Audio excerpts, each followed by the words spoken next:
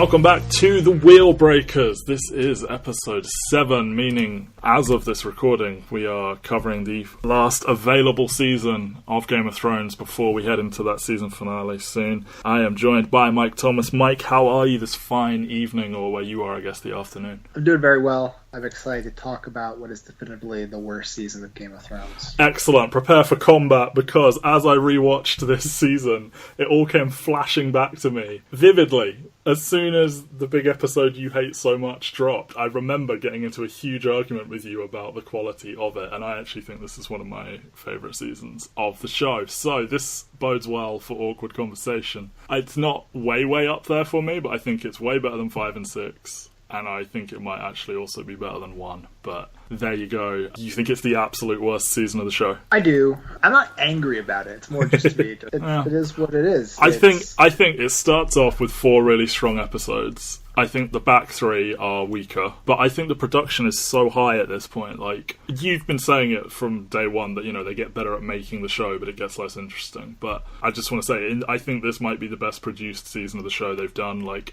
the editors are having a blast. I think they've got some new writers in the room that seem to be having some fun. They do all these fun, like, edited montages and transitions and shots of, like, I think of, like, Jaime walking through Highgarden with the camera behind him, and that one's really good. Them walking up the really winding bridge to Dragonstone, I think that's good. The transition of the map of Westeros to them beyond the wall, I think they're crushing it on that front. And, you know, it's certainly a very different feel this season, but after 6 years of them kind of slowly moving all these pieces around a board and then thinking, fuck, we need to end this soon. I know that they kind of throw out the rules of how long it takes to get places, and we will be talking about that, but I'm glad of it because I just really get a kick out of seeing everyone together, finally. Like, you've got the 3 Stark kids together, you've got Jon and Dany, you've got Cersei finally meeting Daenerys, like, all this stuff, which I all think is a net positive, but I guess we can unpack this and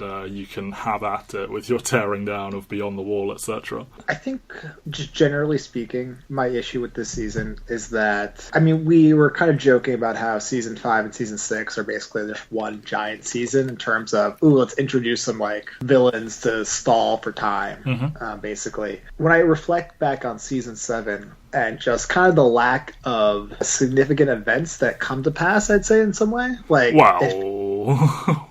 I think that this really did feel like half of a season to me. And I'm willing to be more kind to it after the final season of the show. Being like, okay. I think you could justify, but theoretically, some decisions that were made after season 8. But I'm not confident that's going to be the case. It felt more a little like, we're not ready to end things yet. We want to lay a little bit more groundwork, and what can we do to make it seem like we're not just laying groundwork for the final season? Okay. Was season 6 slightly shorter as well? Because this one's only 7 episodes. No. Okay. Every season's been 10 episodes till now. Yeah. I don't really have an issue with that. I mean, I came into the season, and there was the show came into the season, and there was essentially 2 real conflicts left, which is going to be Dany trying to conquer Westeros, which was ostensibly Dany versus Cersei. Yeah. And then the White Walkers versus the living versus the dead. And I think the issue was just that when it's getting boiled down to 2 conflicts left, and you kind of just, I mean, you do some stuff with them. Don't get me wrong. It's not saying they avoided them entirely. It just seemed to me maybe a better path would have been to go all in on one of them this season. And then leave one for the end, and kind of just playing footsie with both of them at the same time, and not really feeling like you got your quote unquote money's worth in this actual season on either of them. I will say that, you know, because the way this plots out, it's, you know, Jon and Daenerys meet and form this sort of initially uneasy but ultimately romantic alliance, and they try and convince Cersei and the people down south, hey, the White Walkers are real. They go on a suicide mission to get a white to bring back, and Cersei sort of agrees to a truce and then pulls it back, and then Tyrion talks her into it again, and she's like, I'll help you with my armies, and then when they leave she's like, no, we're not doing that. And seeing that all play out, it did leave me this feeling of like, so what are we ultimately going to do here? Because it feel, you know, I see what you're saying, like do one or the other, like do a whole season of the living versus the dead and then do a season of the survivors trying to make sense of it. Yeah. Or the opposite, do this big war between these 2 sides and then the army of the dead show up and do that. Right. But And, I think that's potentially tipping their hand about how this all ends in some ways, because they could very easily settle this living versus dead conflict in like 2 episodes and shock everyone and then have the rest all be whatever. Or it could be the opposite, where it plays out for forever and Cersei finally realizes, oh god, we're all fucked or something. So I think that might be why they didn't want to do it, but I see what you're saying. There's a definite argument there. I agree. I think that is what they're doing, the latter scenario, which is why to me this seems like it's an actual 14 episode season instead of 2 7 and a 6 season. Yeah. Which is why season 7 feels kind of shallow and unsatisfying to me overall. Even if it's pretty easy to watch. Yeah. They've trimmed a lot of fat in the show. They did. Just when you thought season 6 ended with them clearing the board of characters, then the first 3 episodes kind of clears the board all over again that you didn't even know that they need, or wanted to clear. Well, yeah, I mean, we get one new character. It's Jim Broadbent as Archmaester Ebros, and we lose Littlefinger, Ilaria Sand, the Sand Snakes, Randall Antali, Uncle Benjen, Thoros of Myr, apparently most of Dawn, even though that's a giant-ass nation with a whole army. Yeah, but it just felt like... And what I mean by... Like, even before we get to those final moments, they clear out half the characters that get killed this season, the first 3 episodes. But most of them, other than Littlefinger, don't really feel all that meaningful. I think this entire season is just to gear up for their final season. And, that doesn't make it necessarily a bad season of television, but there is an inherent lack of satisfaction that comes from an entire season just set up another season 2 years away. I don't know what would have been a better way to handle it. I think it's going to depend on, like I said, it's going to depend on where it goes. Yeah. If you have a really, really, really great back 6 episodes here, I think a lot of things that happen here are more forgivable. I think the reduced episode count helps it with pace. Like you said, they trimmed a lot of fat, and some of it is for better and some of it's for worse. We're going to talk about the whole, the speed with which they get around Westeros. But there are a couple of times where I think I wish this was just one whole episode, and I think maybe they could have done one more just to let some stuff sit a little bit longer or something, or give some stuff some more time, but I don't know. We'll get into it. So I think we should deal with this first, because I think this feels very self-contained. So Arya and Sansa versus Littlefinger. So the Stark girls are back together.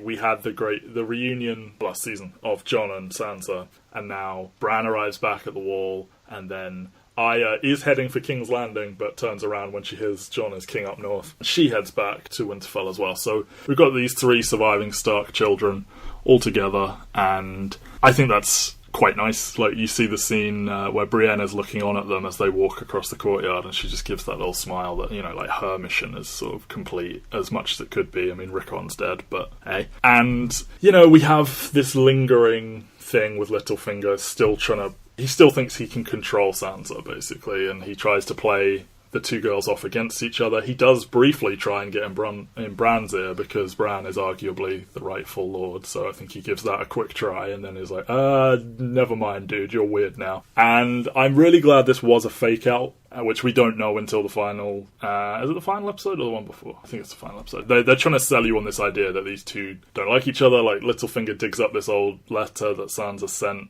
when she was captive of the Lannisters, asking Robb to bend the knee, and she accuses her of betraying the family, and Littlefinger's saying, oh, she wants to take your position, and this, that, and the other. And after the sort of frustrating, not all that well done Jon versus Sansa nonsense we had last season, and we get a little bit of it this season as well, until he's like, oh, I trust you to rule while I'm away. I was just so glad that this was a fake out, and that Littlefinger was finally out of here, because I feel he's outstayed his welcome on the show in a lot of ways. And yeah, it was quite satisfying to see it all turn on him and be sort of put on trial in front of the whole room, and Bran's knowledge of the past able to piece it all together. I thought it was satisfying, because I think a lot of people have wanted to see Littlefinger get his comeuppance for quite a while. Yeah, I mean, Littlefinger was always a character that I had no idea how it was going to play out with him. He's either going to win or die halfway. Yeah, right? Because, I mean, the whole King of the Ashes thing, which I thought was, one, a great line.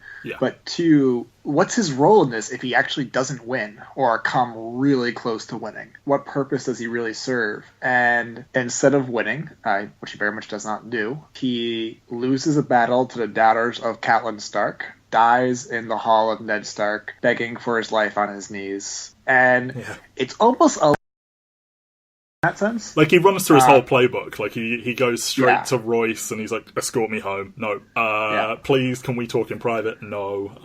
Yeah. I mean, his death seems almost too neat in that way for a show that isn't usually that neat. But I think that's good, though, because we've had so long... I'm not even complaining. It stands out in a show where everything is usually a little bit less neat. I mean, granted, Rose Leslie dying in Jon Snow's arms saying, "You know nothing, Jon Snow," after being shot by the kid. That was pretty neat. It was a little on the nose, but they probably earned it with him. I think the problem with this storyline was just that, like, the show's commitment for 2 or 3 episodes of trying to make us think Sansa and Arya were actually about to kill each other came across as really stupid. Yeah. I guess the question is when you go back and watch it, it's like, when did they figure it out? And it's not really clear when, if ever, they did. Yeah, because it does come across as authentic right up until there's a number of scenes where they're talking to each other in a way that, like, could not have been for the benefit of anybody else. No, there's no one around. So it just was kind of annoying to see them both be so stupid for so long. But I guess it's also fitting since they're Ned Stark's daughters. If they were going to do this storyline with Sansa and Arya, this was the only acceptable ending for it. So sure. Because, these actresses obviously like best friends in real life, and people like seeing them together off set, and this is the first time we've seen them together since season 1. So I think it was like a big win for the fan base of these two characters to see them. Because, Sansa has finally gotten to a place where she's not just being put through horrific things and crying all the time, and Arya has become this fantastic little murder machine who... The sparring scene with Brienne, fucking love it. So to sort of see those two at the end on the battlements and everything, I thought that was pretty cool. And like you said, it's quite a neatly packaged thing. And I don't know if I fully agree with your assessment that like not a lot significant happens here, but perhaps this is sort of them attempting to give a win in a way, because the rest of it is a lot of like people meeting and trying and failing kind of stuff. So this is like there you go, they won this, so this is out of the way, and then who knows what they're going to do next season. Like, I would say this is probably the only thing that comes to a real, true, satisfying conclusion here. And this season, nothing else really... Almost everything else is a to-be-continued situation of remote significance. So, I don't know. Yeah. I think they stuck the landing, but the way down was a little rocky. Yeah. Would you have enjoyed it more if we knew that they were playing him? Like, it would have had to have played out completely differently, because they're going for that shock moment of Lord Baelish, and like, oh shit, but like, maybe if they did it in less episodes or something? Put it this way, I would say there's a bigger foundation issue than that, which is like, why is Peter Baelish getting lost in the weeds trying to play these two off of each other? For a dude that's all about the long game and the long con. Take your time. There's really no need to rush right now. There's bigger fish to fry. Like, as someone like as smart as him knows that there actually is bigger fish to fry in terms of the world, why not just try to stay alive a little bit longer and see if you can literally become King of the Ashes or King of the Snow? I guess he sort of saw his opportunity because Jon was away. Yeah, I mean, I think that's what they're going for. I right from the beginning, though, that was like even before it got to the stupid Sansa and Arya fighting, I'm just like, what are you doing? Like, this is so I don't know. And I guess you could make the argument that Sansa was his one weakness or something like that. But, I mean, you had to accept that Littlefinger was being stupid. Then you had to accept that Arya and Sansa were being stupid. And that's just like stupid is just not interesting. And so I don't really know what could have made this more interesting other than having a better setup. It was like they loved the idea of Lord Baelish so much, and they did not have the foundation to get there organically, and this is the result. Yeah. He also probably should have seen it coming when Bran quoted his chaos as a ladder thing back at him, but maybe he just gives that speech all the time. So yeah. I don't know. It would have been nice if anyone showed some intelligence before the final half hour of the season finale. Okay, so I talked about how I think the first 4 episodes are really strong and then the back 3 aren't as much. Sitting right on the sort of transition of that is this big scene that happens at the end of season 4 and the beginning episode 4 and the beginning of episode 5, and it's Daenerys and the Dothraki attacking Jaime Lannister's retinue that they're transporting gold and crops, I guess, or food back from Highgarden after they've taken it. And I guess the gold makes it there fine because... Somehow? Yeah, that because wasn't clear to me on the second watch. I kind of accepted it the first time, and then the second time sort of like, wait, what? Yeah. The story they do early, like Dany arrives in Westeros, she's got all this force, and she's making these allegiances with Highgarden and Dorne, and Cersei wins early on. Like, she makes this alliance with Euron Greyjoy, and he attacks the ships that are carrying the Dornish, kills all of them. She makes the alliance with Randall Tarly, Sam's father, and they take Highgarden, and the Unsullied are left stranded in the west and have to march all the way back across, and all of this. So Cersei, and everyone keeps arguing with Daenerys, you can't use your dragons, you can't use your dragons. And then she says, fuck it, and takes the dragon, takes the Dothraki, and slaughters the Lannisters. And I think it's pretty cool. I think it's one of Bronn's best episodes, for sure. Like, him asking if he can have Highgarden, because he's soloed a castle. The touch of him being the first one to hear the Dothraki coming, laughing at Dickon's name. And then I really like when he tries to get Jaime to leave immediately, because he knows how this is going to go down. And then when Cersei and Qyburn cook up this thing they call the Scorpion, it's just a big fucking crossbow, basically, that they're convinced is going to kill one of the dragons. And when Bronn is firing these bolts at the dragon, and then again when Jaime sees Daenerys alone and he tries to charge her down and win the war in one stroke or whatever, it's two really good examples of... Well, I don't know how well they work, but what they're going for, certainly, is... Who do I want to win here? Like, do you want Bronn to shoot a dragon and kill it? Like, do you want Jaime to kill Daenerys? Equally, do you want Bronn or Jaime to die?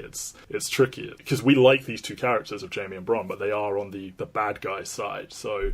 That's what they love doing stuff like this, these shades of grey moments, and they do paint this picture that Daenerys is like a foreign invader with all this force who's coming to burn and kill and everything. So I think that works really well, but like, Bronn tackles Jaime into the water to save him, and clearly Jaime would have died here. Like, he's wearing heavy armour and you see him sinking. Like, Bronn could not have gotten him out, but he does. And I think Bronn probably should have died here, potentially, but I think this is definitely, like, a noticeable mark in the change of quality of this season. Yes.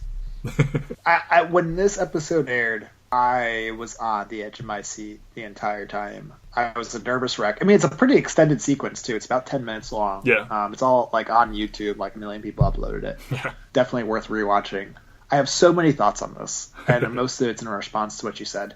I think the first thing is, like, you said that they love doing the shades of grey, where there's people you're rooting for on both sides. I think they want to believe they do that more often than they actually do, especially...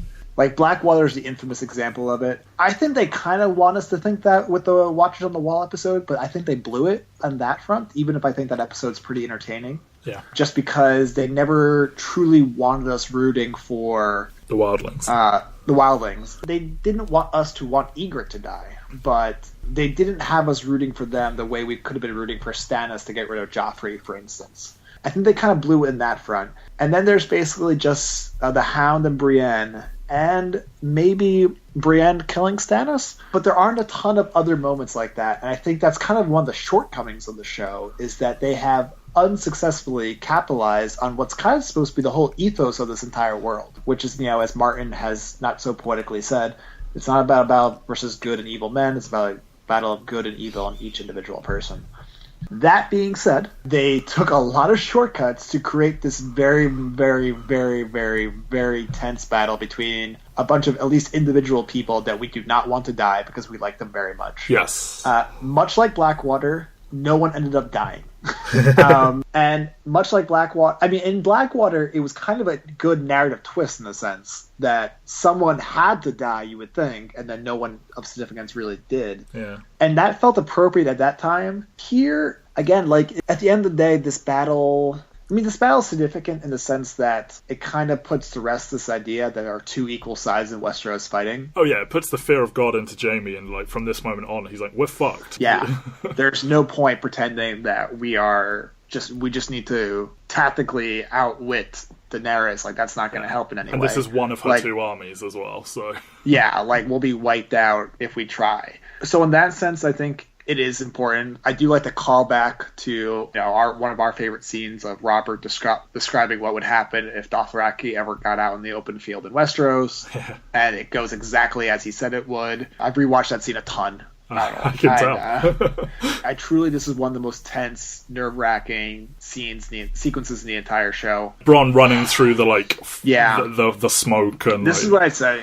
I've always thought of Bronn as kind of like the cockroach character, that it'd be perfectly fitting within the context of the show for him to survive to the very end. If you are going to do this scene, though, where Bronn literally, not even metaphorically, has to decide whether to go for the gold or to go for the Lannister army victory. Yeah, I know. I think he should have grabbed the gold. And he goes instead for the Lannister army victory. How do you not kill him? Yeah. Like, that's literally... He betrays his own ethos, which has kept him alive, and he's punished with death. That's what you should do.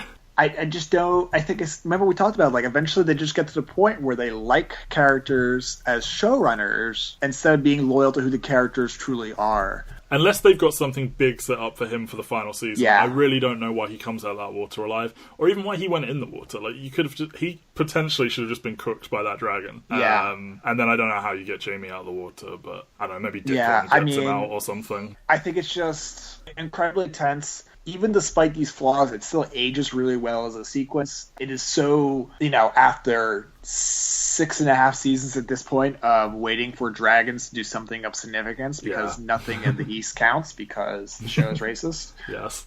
It was like, finally, thank you. The Dothraki were really visually awesome. Caffrey's always amazing on screen. But this is absolutely the turning point where this season kind of falls off a cliff narratively. And this is like, it's things like this what I'm talking about, where they do a lot of things this season to convince you more is happening than actually is. Like, up until this point, the only thing real significance is that Lady Olenna died in a really great final scene. Because, I mean, like, the fucking battle between Euron and the Sand Snakes, who gives a fuck about that? Like, it was a total just clear the board move. And this is a really shallow battle at the end of things, given that Bronn betrayed his own ethos and did not pay for it. And I don't know. It could, in a better crafted season, maybe in the context of the full final 2 seasons, this will be a really great thing. But I think this season was kind of leaning on things like this a lot more, and then Beyond the Wall a lot more, and we'll get to that in a second. And as a result, I just don't think this season's kind of a house of cards for me. And it hasn't fallen over yet, but season 8 might render a lot of this season kind of useless. And I think that's my question going into the final season. Okay.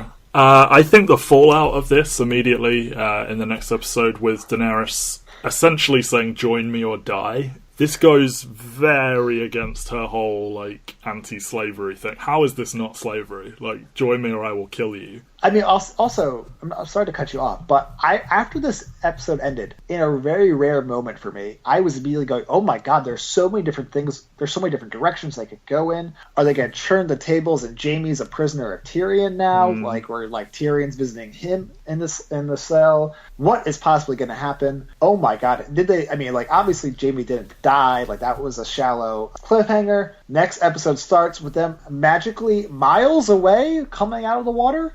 I mean, what? They swam downstream, it's fine. I think Tyrion should have had the Dothraki pull Jaime out. That would have been how you do it, and you kill Bronn in the fire, yeah.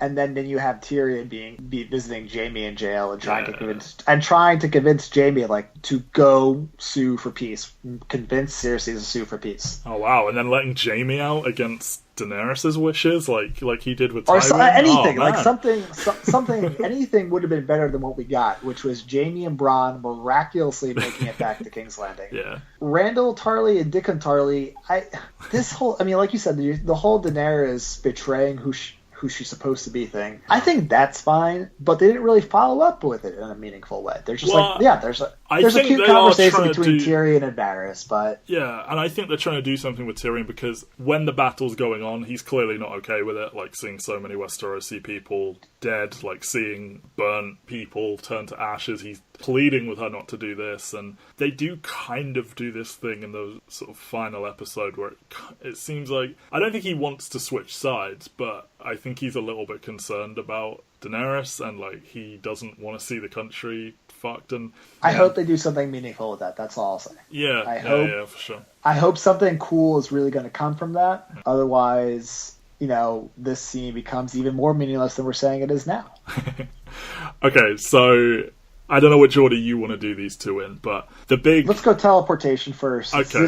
You go ahead. They took a big leap with the loot train battle, whatever, battle of the Gold Road. In one scene, Daenerys gets on her dragon and says she's going to take action. And in the normal course of events, it would probably be at least an episode, if not 2 episodes, before we found out what that action was. 5 minutes later, the Lannisters are completely taken by surprise. Well, Dragonstone isn't meant to be very far away from King's Landing. But they're past King's Landing, aren't they? We don't know where the Dothraki are. Like, it's a little suspicious. Anyway, I'm not even complaining about that. It was fine in the moment. But then we just get to this point where the show just decides we no longer need to obey by the rules of physics, let alone previously established within the show. Just general rules of physics. Like, doesn't matter how long things take now, characters basically just pop up whenever, wherever. I mean, Tyrion in episode 5, it starts off near Highgarden, goes back to Dragonstone, goes to King's Landing, comes back to Dragonstone, and just like, what? And then when you realize what, and then the setup the most boneheaded episode of the whole show's history. But I mean, it's just, it really takes you out of it. What I would describe it actually as is, it's like watching the plot holes in a movie like Dark Knight Rises or Last Jedi, where you are completely disoriented with all these plot holes, and it really takes you out of the film or out of the experience. And then once you rewatch a couple times and you just get used to these holes of logic, you either grow more forgiving or you don't. With those 2 films as an example, I have grown more forgiving in time. I was more forgiving on my second watch of season 7, but that first watch was real distracting. I remember it really bothered me on first watch, but when I've finished watching it literally this morning, and I would rather they did this than added 3 extra episodes just so that they can make sure no one arrives somewhere the same episode they left. Because you get Jon and Davos setting off for Dragonstone in episode 2, they arrive in episode 3. You get Jon leaving Dragonstone in episode 5, and he arrives at Eastwatch that same episode, and then we'll talk about Beyond the Wall in a minute. But I don't know, I guess for the sake of not just fucking about and stalling for time, which, I mean, you said you feel they're doing that this whole season potentially, but I'm okay with it. It's a little bit eyebrow raising. I think it is more egregious in the episode Beyond the Wall itself. Yes. But yeah, I mean, gone are the days where, God, how long did Jaime take to get back to King's Landing from the north and stuff like that? And how long was... 12 episodes. Yeah. Legit. Yeah, and a whole season to go north of the wall, a whole season to get back. Actually, fuck no, 22 episodes. Potentially. He left at the end of season 2. He did not get to King's Landing until the end of season 4. Yes, he had some adventures along the way. No, season 3. But... Season 3. He's there for season 4. Right. Okay, 12 episodes, yeah. Yes. Okay. But we established that he's been a prisoner for a year before he even escapes. And then he leaves at the end of season. Yeah, it takes over a season for him to get back. It kind of just makes the whole show kind of feel like a music video at times, where there's just no, like, what you are oriented with in terms of time and space no longer matters. Like I said, I think we both experience it. You are oriented by the time of rewatching is happening, or it sticks out less. Yeah. But I think conveying the physical space of Westeros has been a problem for them from day one. Certain locations only exist as 1 or 2 sets, and how long it takes to get places changes all the time, and people bump into each other and all of that. Like, it's just something they've just never been good at. Yeah. I mean, it sucks. It's an annoying part of the season. It's definitely a knock against it. It wouldn't be a crippling blow, but I think in the argument for me of being this is the weakest season by far, it's not something in its favor. But my argument would be my biggest takeaway from this whole season, and it's not one of our big points that we're going to make, but I'm just going to tuck it in here. Jon and Dany meeting, to me, is this whole season. Like, them speaking at the beginning of episode 3 and, trading titles, and Davos being like, oh, this is Jon Snow, he's King of the North, and them going back and forth about the things that their ancestors have done, and bending the knee, and I think it's great. And, is it a little bit rushed? Maybe they just want each other at first sight, I guess, but seeing these 2 huge characters that have been so segregated from the rest of the narrative, both in the South and both together, and then, they go all over the place, and I really like what they did with them. It might have been a bit fast, but if teleportation is what it took to pull this off, I'm fine with it, because, I love watching that scene of them first meeting. I mean, I like that scene too, but what comes between then and afterwards is kind of annoying.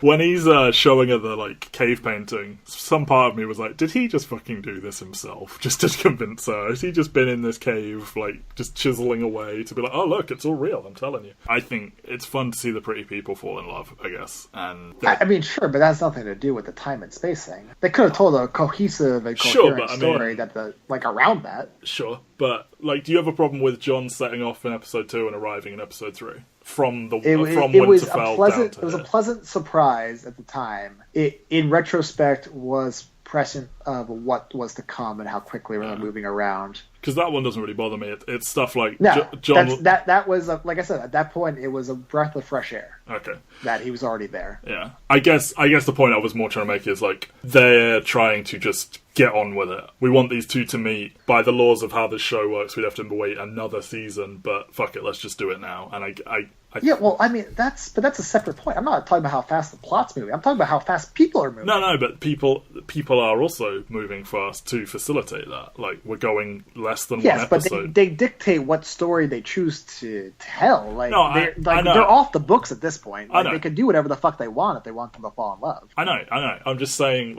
I'm happy we got this meeting quicker than I would have expected it to, is what I'm saying. And, if they were going at their normal pace, I think we would have had to wait longer for it. Not just because of how long they want to wait narratively, but they would be like, oh, we've got to wait 3 episodes to convey that he's been travelling all this time or whatever. It's not the greatest link. It's just I wanted to talk about that, and we're talking about people moving around the country. Let's talk about the most egregious example of the teleportation. Let's talk about Beyond the Wall. This is their big event episode, I guess, for this season, in the vein of Blackwater and Watchers on the Wall and all these other ones. So this is your sort of, I don't want to call them the Magnificent Seven, but this unlikely group of characters. You've got Jon, Jorah, Gendry, the Hound, Barrett Dondarrion, Tormund, and Thoros of Myr, and then some wildlings that are just red shirts. They're going north of the wall to try and capture a white, take it to Cersei and prove, hey look, whites exist. And the setup for this, I remember being actively pumped to see that group head out together, and I had this vision in my head of how this episode was going to go. Oh my god, they're going to do the whole episode Beyond the Wall, no cuts to any other locations. We're going to get really into it with how these character relationships work, because you've got a lot of stuff happening here already. Gendry hates the Brotherhood, Tormund hates Jorah, Jorah and Thoros clearly have some sort of past, Jon served with Jorah's dad, etc. And I was like, oh, this is going to be great. And it's going to be this big event thing, and it's going to be this suicide mission. And I don't hate this as much as you, but it's definitely not what I was hoping for. So this is probably the only reactionary piece in existence on EnterTheRealWorld.com. I remember. But this episode pissed me off so much. I wrote a column within 24 to 48 hours explaining why it was so bad. And I made this the most clickbaity title ever, 8 Reasons Why This Episode Fucking Sucked.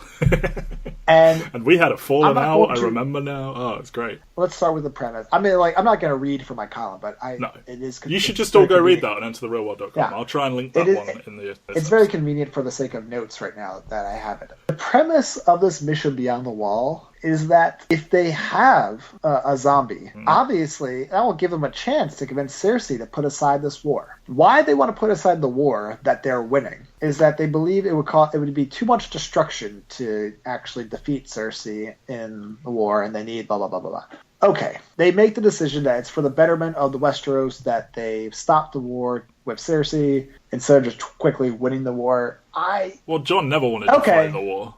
Okay. I'm willing to accept that. Then this idea that they can actually... that the one way to do this is to bring a zombie to her. Well, they don't have camera phones, mate. I did think it's kind of stupid because they're clearly all travelling in a giant pack, and how are you going to get just one? Yeah, and then also, I mean, something to the show's advantage is that it's not entirely clear how and when and why the zombies become zombies. I mean, couldn't they just, as soon as one of them ate it, why didn't they just take that body and go back and wait for it to turn into a zombie? It's not entirely clear to me how that works. I think White Walkers have to actually intervene. I don't think it just magically happens when they're nearby or anything. So they bury the dead, and then a White Walker has to rise, actually make it come back from the dead? Yeah, I think so. Okay, that works fine. But this idea that they should send Jon fucking Snow... Everyone tries to argue against him doing it. He's the one that makes them take him.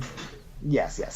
It is very fucking stupid. And that's just on a premise level. And this idea that it's actually going to work is stupid, because it's seriously, and at this point, even Tyrion and Varys should know that convincing her of anything is not really worth losing the King of the North over. Well, they showed her a hand back in, like, season 2, didn't they? Did it cause her to think anything? No, I'm saying, like, they've tried this before. Like, yeah, like, it doesn't... But I guess this one would be alive.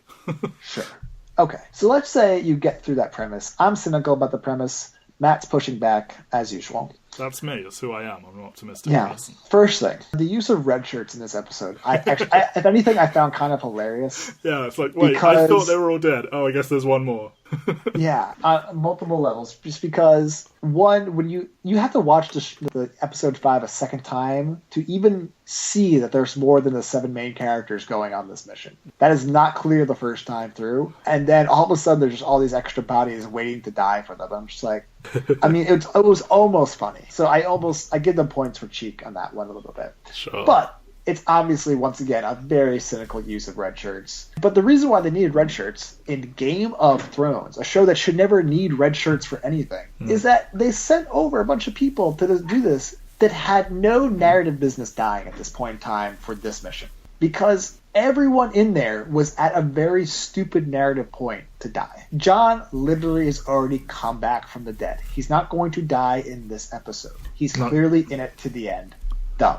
The Hound just came back from the dead. Not going to die this episode as just another dude. Could you argue that Jorah basically just came back from the dead. Sure. Not going to die just for this thing. Tormund, maybe you can say, I mean... Well, I think Tormund should have died. But once you establish that Tormund and Brienne have this thing, they have to... I mean, like, theoretically, even based on the rules of the show, there's going to be some sort of payoff for that. Once you get past there, you just have Gendry, once again, mostly just back from the dead. You probably could have killed him and it not been that big of a deal, but again, it just seems like you're going to bring him back just to kill him here? What's the point? And then Beric and Thoros, which are just like a level or two above red shirts. For the non-obsessive crowd, they might as well be red shirts. So the fact that they only killed one of them and not both isn't even that big. Well, I was going to say, could you not have like maybe constructed a story where their mission was to get the Hound to meet all of these people? Like how Melisandre was like, all I had to do was get Jon here and I don't know what happens next. Like, you could have killed both of them. I think Tormund should have died when they were pulling him into the ice, quite frankly. Yeah, I mean, Tormund's another Bronn at this point, where they like the character so much. The actor's done a great job with it. Yeah, and he says that really funny line, like, he wants to make babies of Brienne, big monsters that are going to take over the world or whatever.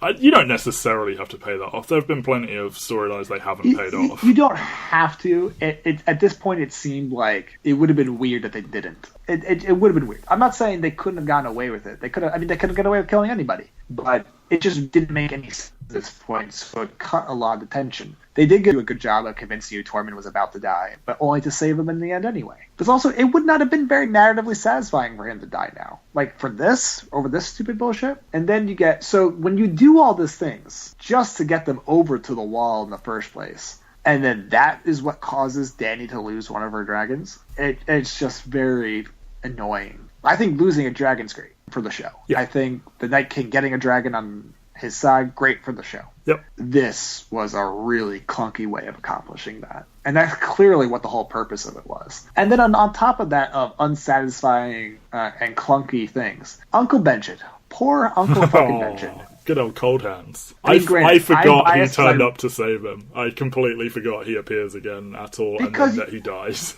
As I literally wrote, the blink and you miss it end of Benjen Stark. I mean, I would say 98% of the audience has no fucking idea who that was who showed up to save Jon, let alone any Well, he says Uncle Benjen. Uncle Benjen, as every nephew does whenever they randomly see their uncle. Uncle Benjen. Yeah. And even then, I'm pretty sure maybe that gets you down to like 92%. Doesn't know who he is. I mean, Brandon, one of our whole points is that like Ned Stark is more significant to the show than the world, but he's literally the younger brother of Ned Stark. Like, can't you do him a little bit better justice than what you did in his 3 episodes of existence after disappearing for 5 seasons? Yeah, I think Jon going in the ice and then coming out and then Benjen saving him was completely unnecessary, and he could have just gone with the rest. Like, I don't even know why they did it. It adds like 10 minutes to... I mean, I guess he's more injured than the rest of them, so when Dany's like ferrying him back and he's all weak in bed, it achieves that, but that wasn't needed. I guess the only thing is, it's like Jon's kind of got a death wish. Jon's tired and doesn't want to fight anymore, which I think, okay. Yeah. I mean, we saw him ask Melisandre not to bring him back. I mean, it's fine if that's something they want to do. This was, again, just a clunky execution of that. And again, it's perfectly believable that Benjen Stark is just ready to die. You give he's him already dead. Literally 5 minutes of screen time in 3 episodes over 2 seasons after disappearing of 5 seasons. So like that just kind of felt like, what the fuck just happened? It's not good. None of that is good. And then you get into the whole time and space once again becoming just fucking meaningless in this episode. They spend 30, 40 minutes just walking in the snow. Gendry somehow covers all that time period. They get an owl or a raven. A raven back to Dragonstone. Back to Gryffindor. Dany shows up. I mean, it's just like, I buy that Dany can fly there quite quickly. It's the raven that breaks it for me. I buy that Gendry that breaks it for me. But okay. I mean, they're there overnight, and it's the fact that a raven could get there and then she could read it and then fly up. That's where it's like, oh, okay. Like if she was like at Eastwatch or something, maybe. And this is a really small thing. The whole thing with the hounds like throwing rocks at them. Oh, what a dumbass! What a fucking dumbass! I feel like the Hound was never actually that dumb. It's kind of like when a sitcom character, like a good example is probably Joey from Friends, the worst who friend. like lost like all nuance and just became like, you had to make him the stupidest person alive because that was the only way they knew how to write for him. And it's just like, it's almost like, oh yeah, the Hound's funny. We'll have him do something stupid. He's mean and angry. He'll throw rocks at skeleton. It just seems like he's kind of more of a, since he's come back, he's kind of just become an impression of himself. Yeah. They do that a lot. There's been a lot of characters that have become impressions of themselves. Do you know what Homeboy should have been doing? Using that hammer to keep smashing the ice before it could reform, so that they kept their little moat around themselves. Yeah, absolutely. Antoine Fuqua, King Arthur style, baby. Yeah, sure. It's a reference for nobody. Nobody's seen it. I think it was a good reference, though. Okay, good job. Fuck this episode. This episode's fucking stupid. I think it's exciting. I think seeing the visual of all the whites surrounding, like the sheer... Full book! They're in the middle! Yeah. You're surrounded! It was very good of the whites to not flank them until they realised, oh, they're behind us. Like, they only charge from the front. They start to do what I was hoping for, where they're all starting to have conversations. The first half hour is excellent. The first half hour is everything you could have wanted. Okay. And then it's got, there's like 3 or 4 really stupid moments that I guess have completely sunk this for you, and I just sort of roll my eyes and go, yeah, okay, whatever. And I guess that's just a difference between us. Like, I'm not criticising you. Like, I'm bad for not judging it more harshly. I'm just saying, like, for you this has broken the episode, and for me it's just like, that was a dumb moment. Never mind. I also kind of think it's a bit silly seeing, like, the 6 of them on the back of this dragon, and I don't know, but it ends up not meaning a lot, as you said, because Cersei... Well, let's talk about the final confrontation. Yeah. Because... Well, I mean, so the whole reason why they're doing this is that they think that if they show Cersei a zombie, Cersei will agree to cease combat and send all armies north. Well, so they didn't ask her to do that. They just asked her to not take back. Yeah, okay. But they... Oh, whatever. Sure. They probably should have asked her to do that. Basically, doing this whole stunt for that puts them somehow in the worst possible position ever, which is, one, they think Cersei is on their side. They think Cersei is going to send armies to them, but in reality, she's not going to do either one of them. So they've actually gone into a worse position for doing all of this, which, again, might get paid off in a meaningful way. But it just makes this whole thing just like... we're watching the stupidest fucking people on Earth. Well, I'm glad that she at least immediately believed them. Like, I was heading into it, I was like, she's just gonna... Because a fake zombie? Yeah, like, Cersei's whole character, like, you could tell her... She will tell you black is white, or up is down. Like, if she convinces herself of something, that's it. Which is why she should have died 2 seasons ago. Most likely. But I'm glad they at least had her... Like, there was no chance... Like, the second that white ran at her, she was like, yeah, I believe these exist. I'm terrified. I want my child... Oh, she's pregnant, by the way. I want my child to live, and this, that, and the other. And it's like, okay, at least you haven't gone the route of her literally denying proof. And I think the way they proved it was pretty good, with, like, the Hound, like, hacking it to bits and them still coming for them. And Qyburn getting basically erect at the sight of a zombie, given all of his experiments. I thought was good character work. And Jon demonstrating this is how we kill them, blah, blah, blah. I thought that was good stuff. I thought Euron... And I really wish this was actually legitimate. Euron being like, can they swim? No. And then we're like, right, see ya. And just leaving. I thought that would have been an excellent way for him to just leave the show forever. And it turns out this was a fake, and he's off to ferry another army back to Westeros for Cersei. We'll talk about that. I'm glad that she bought it, but then we do this stupid thing where, like... Well, I think the entire request was stupid, because, like, what's in it for Cersei to do this? Like, hey, can you promise to just stay where you are, and then we'll be back maybe in a few weeks, and then we're going to kill you all? And it's like, well, no, like, just let her take Highgarden and that back, and then just take them again. Like, why even bother asking? Because they didn't ask for troops. If you're coming there and saying, hey... Which, again, it calls into question the entire premise for going north of the Wall in the first place. You could have won. What do you think is going to happen? You think you're going to somehow win the war, but lose everything? Like, you're going to win the war with the zombies, but lose everything in the process? Possibly. And what, Cersei's army is going to make the difference? And they play really fast and loose with the size of Cersei's army and the effectiveness of Cersei's army. And the calculus being that the reason why you asked Cersei not to move her men, basically, is that somehow that you are going to come out of the battle with the dead with enough troops to continue fighting, but not enough troops to beat Cersei. Like, that's the reason why you're doing this. Is that you think that outcome is the most likely outcome. That's why you risk sending the king beyond the wall to the north. Well, again... Which, again, is like they couldn't stop the whole season. No, why? I know, How is no one in the room being like, what are we really gaining from doing? The answer was virtually nothing. I think all they needed to do was say, we'd like your troops. And then that would have worked. But for it to be a thing that Cersei offers that they didn't ask for, it was like, why wasn't this just written into the script of like, we want you to, we want your numbers. We feel we need. But again, your numbers to win. What is Cersei's army? Like, you've got 3 dragons and a Dothraki. Like, are an extra army is going to be the difference? Like,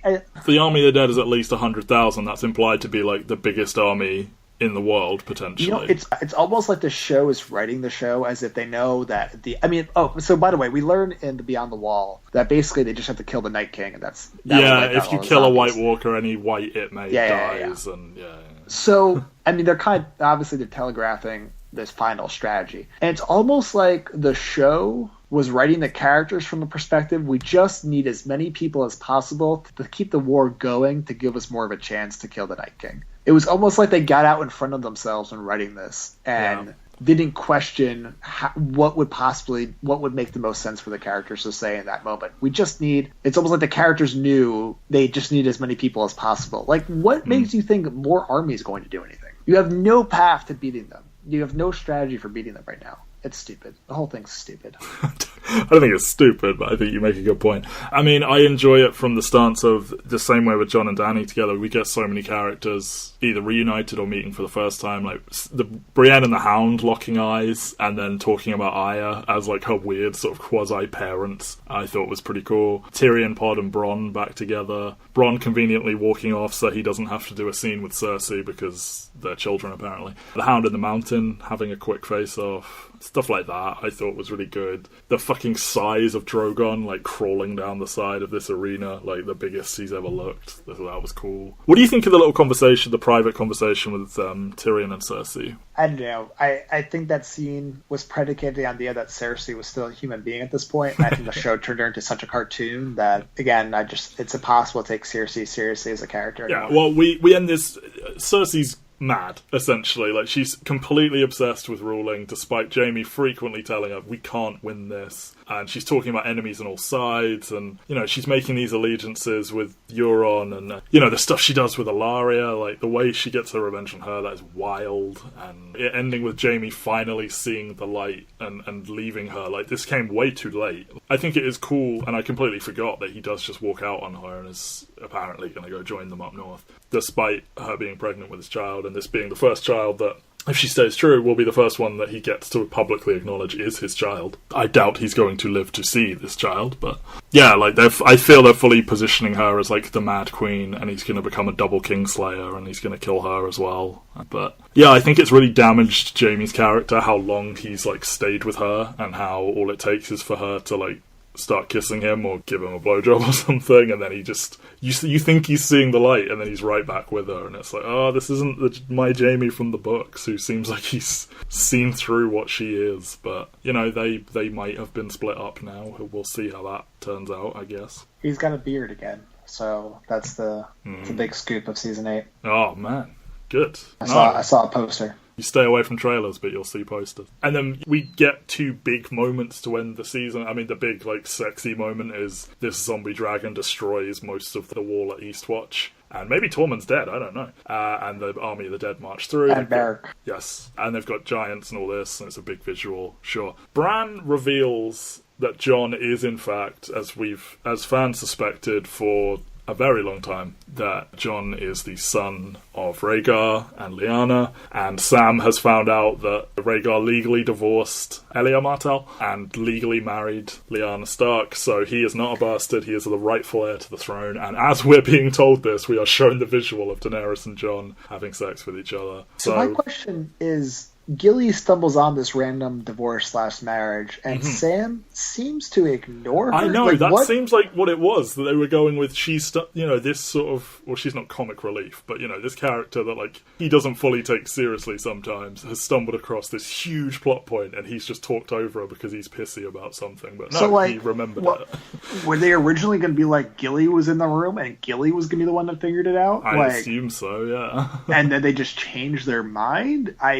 What? I think that's how it should have gone, that Gilly was in the room while these two are talking, and she's like, no, that's not right. I heard about this theory a while before this was revealed, but I'm sure there are people who have been on this theory train for, literally decades, when did the first one come out? A long time ago. But, to have that fully confirmed, I think that was a pretty huge moment for the show, and we've now got incest on both sides, and all sorts of crazy shit happening. And Jon touches the dragon earlier in the season, and as far as I know, aside from them all sitting on the back of Drogon, the only people who have touched a dragon on the face are Dany, Jon, and Tyrion, and there is another theory that Tyrion is a secret Targaryen as well. Always 3 heads of the dragon. There are 3... Well, there's not 3 dragons to ride anymore, but, this is another theory, and who knows? He gives that long look at the end, and I don't know what they're doing there, but... The idea was that the Mad King had an affair with Tywin's wife. Or raped her. One or the other, yes. Because Tywin famously fell out with the Mad King at some point, and I think a lot of Targaryen children are born deformed because of all the incest, and that is why Tyrion is a dwarf, and... I'm not sure if I want that to come to fruition, but no. I guess we'll find out. Yeah, and hopefully they don't do some sort of bullshit where Jon starts getting, power hungry for the Iron Throne, because that would be completely not who he is. He's reluctantly King of the North. I mean, I think it's going to be that Jon has technically the better claim, and Daddy's mad at him. Yeah, he does, because he is a trueborn male, and it's Westeros. And I guess that will be the conflict, not so much that Jon wants it. Yes. There you go. Just a few miscellaneous things. I completely forgot this happened. They set up in the final episode a plot point of Theon is going to go and rescue Yara, and I cannot think of a less interesting thing to happen in the final season of Game of Thrones. After 7 seasons of underwhelming character work and underwhelming acting from Alfie Allen, they think they can pull this off. And they think anyone cares. Yeah, exactly. Fuck this. I don't want to see none of that. Something's really good in the show when we both at the same round and go, who cares? No. No one cares. No one does. Missandei and Grey Worm have the best sex scene in this show, which, to me, it's never been about this, but for a lot of people, it's the show with all the sex, so I think it's nice that they have that. I think Bran telling Mira to, fuck off has no impact, but because Bran is so dull, and it's not that he's so much more exciting in the books, but they did a much better job of, he's always trying to impress her, and he's clearly, got a crush on her, and so I think him doing this 180 from that to coldly just being like, oh, I'm not Bran Stark anymore, goodbye. It just falls so flat, and it's sorry, Mira, we ran out of reasons for you to be in the show, goodbye. Just pointing to how badly they've handled Bran in the same way they've handled Theon so poorly. Melisandre kind of just doing a high and bye felt a bit unnecessary. I assume she will be back one last time, but, she sort of tells Daenerys she should meet Jon Snow and then bounces, and it's okay. Something that bothered me at the time, but, I guess it's not a big deal now. When Cersei makes this alliance with Euron, and, they've got this big fleet, and now suddenly she's dangerous again, I thought we were well past the idea that, having a good naval fleet in Westeros meant anything, because, I don't know, the Iron Islands just failed to invade the north, I thought. It was kind of... They were sort of taking little places here and there, but, it was established they can't do anything inland. And, I don't know, it felt like a really weird... They've done it a lot, where they sort of change they move the goalposts, you know, like they change how meaningful something is, and now we've got the Golden Company coming over, and, you know, we've already said that, like, no one can beat the Dothraki and the Unsullied, and I guess we're going to have them try and claim that is in fact possible next season. Yeah, I mean, Greyjoys are kind of like the reverse Dothraki, where it's like, what are they going to do? Fire arrows from their boats? Exactly. It's bothered me that, like, him joining them suddenly made them on top again. I was like, alright, whatever. I think we talked about it briefly last time, but the dude that got to play Euron, like, goes through, like, a Jeff Goldblum between the two Jurassic Park transformations, where he might as well be playing a different character. Yeah, they're like, can you just do quips and sort of do sex jokes at Jamie? You know how you weren't charismatic at all? Pretend to be this time, and maybe you'll accidentally become it, and it didn't work. It was awful. Yeah. I hope he dies right away. Yes. That's all I have for season 7. You got any other, like, small things? Or you can do your, like, thing about Beyond the Wall again if you want. No, Rhaegar Targaryen was way too tiny. Yes. Bothered me. Oh, it super bummed me out. I was, like, amped to maybe one day see him, and then I wish they just never did, to be honest. Yeah, that was my thinking, too. Olenna Tyrell did a great job going out. Yeah. Kind of rig. Just saying, God, he was a cunt. And then, you know. Jim Broadbent, for what will almost definitely be the last real addition to the show, I think did a really nice job in a small role. I kind of thought that they could. It sounds kind of stupid. I thought they could have done more with Randall and Dick and Tarly. Yeah, well, like that death seemed kind of really stupid to me. The Sand Snakes getting completely wiped out like they did was kind of sad. Not even for them so much. It's just like they're just kind of pathetic. Like what they'd reduced it to. Yeah, like, and the idea that killing. I mean, I don't know if it was meant to be that like the entire Dornish army is on these boats, but like the idea that killing these 4 name characters and a few dudes on a boat means that all of Dorne is defeated was silly. Yeah, I think they're just literally never going to say the word Dorne again in the final season. Nope. I kind of found it funny that David Bradley got in a 6th and final appearance on the show. We talked about before, but I mean, talk about getting the absolute most out of. Talk about the true definition of less is more is David Bradley on Game of Thrones. Really great work. Walder Frey, for everyone who doesn't know. Walder Frey. Yeah. Everyone who's not as cool as me. Yeah, the coolest guy. Bradley. The absolute coolest guy on this podcast. And that's it. We don't really want to make predictions for Season 8 because that will age horribly. Because you could just read the column that we wrote a year and a half ago. That's true. I don't remember any of mine. I'm going to go read those. So, you want me to quickly run through them all? How quickly? No. We both think Jaime and Cersei are going to die. Okay. Theon is somehow going to win and save his sister. Bran is not the Night King. No, that's a stupid theory, I think. But I'm looking forward to that actually being true, so I look stupid again now. We don't think Robert's misguided love for Lyanna will be significant. No. We don't think the White Walkers are going to win, but arguably they should. Yeah, true. You think Cersei is going to end up on the Iron Throne, and I think it will be Aegon Targaryen, a.k.a. Jon. Okay. I don't think I stand by that opinion anymore. I mean, Cersei's already on the Iron Throne, so I don't know why I said that, but never mind. I'm pretty stupid sometimes. So, by the time you hear this, the new season should be starting, like, literally in, 4 days. We haven't really agreed on what we're going to do about it, so I guess sort of watch this space. There will be some kind of coverage of Season 8, whether that's episode by episode, or one every now and then, or the entire thing in one go when it's over. Who knows, but stay tuned to entertherealworld.com. Yeah. SoundCloud.com/Mike and Matt, and check it out. We'll see how it goes. It's going to be the end of an era either way. That's season 7, and Mike hates it, and I think it's pretty cool. So choose your side. Mike Thomas is the right way to go, I would think. Bye, everyone. Insert Baelish saying, "I want to know what side you're on." Oh God, find that. I want to know which side you're on. Bye, everyone. And